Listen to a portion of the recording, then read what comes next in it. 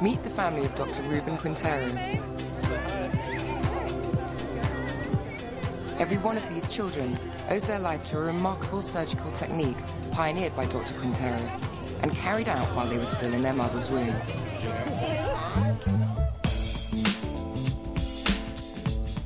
More than 50 families have flown here to Tampa, Florida, from all over the US for this remarkable reunion. Brought together by a potentially fatal complication which affects identical twins.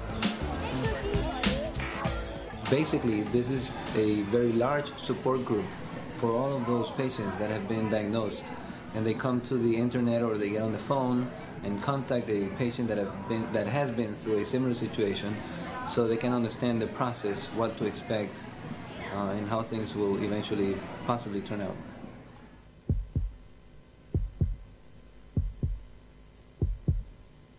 In all pregnancies, the placenta is the blood link between mother and child, carrying nutrients in and waste out. But in the case of identical twins, it's a little more complex. Each twin has a segment of the placenta for itself, as well as shared areas from which they both derive nutrients and oxygen. Not only that, but the twins are interconnected through the placenta via blood vessels. Usually the exchange of blood between the two is even, but in 1 in 10 cases of identical twins, it's not equal. A condition known as twin-twin transfusion syndrome.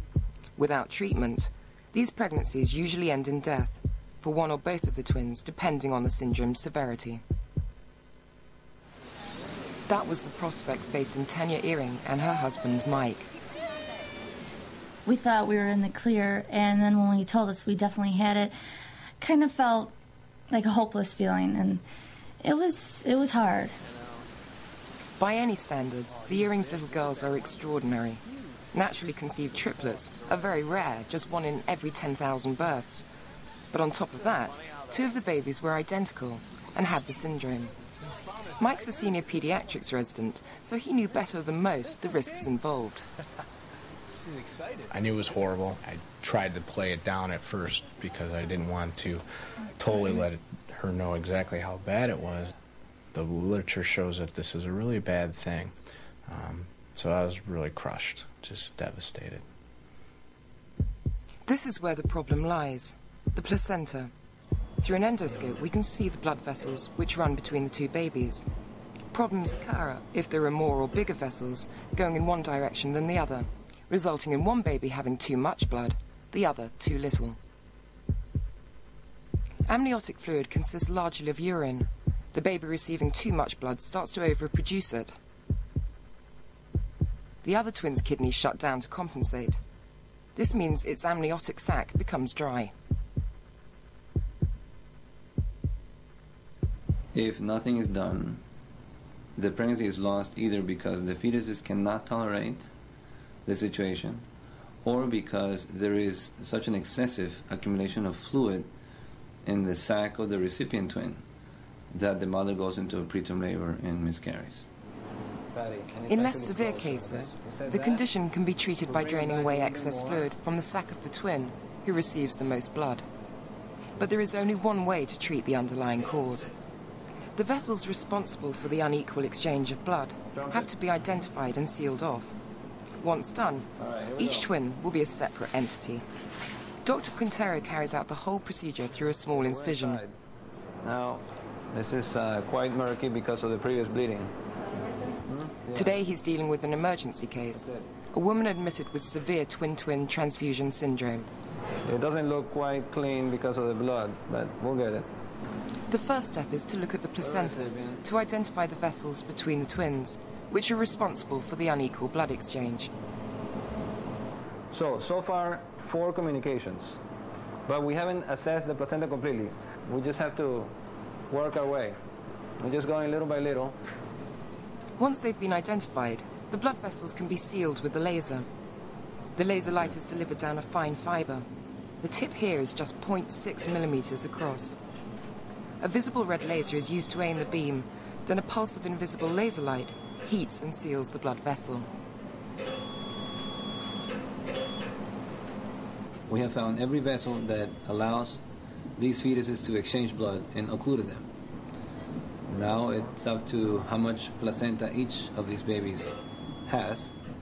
The next 24 hours are critical because we're going to do an ultrasound tomorrow and find out if they are alive or not. The following morning, an ultrasound scan reveals that one of the twins has died since the procedure.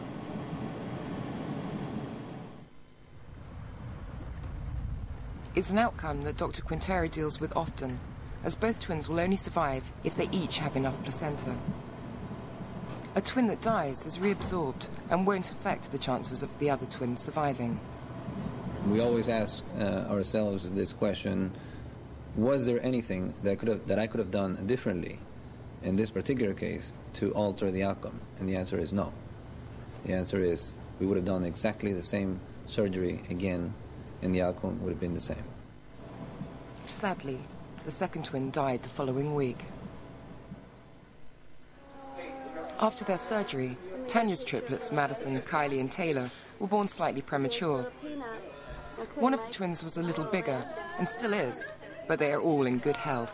It's hard because I think back and think we could have had none, we could have had one. And then I look at them now and you would never know that how healthy they are and how happy. And now I look back, I would have never done anything different. Monkeys all over the place.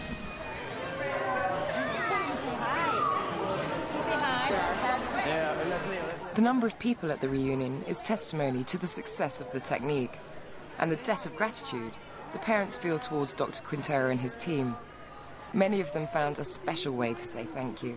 Many of them have either my name or my first name or even my modified last name. I just feel very proud, really, to have been able to help each and every one of them come to life. Are we happy or not? Dr. Quintero's family is growing all the time. Look over there, Hopper. Children who owe their lives to cutting-edge technology and a pioneering surgeon. Yes. We go back a long time. Coming up late.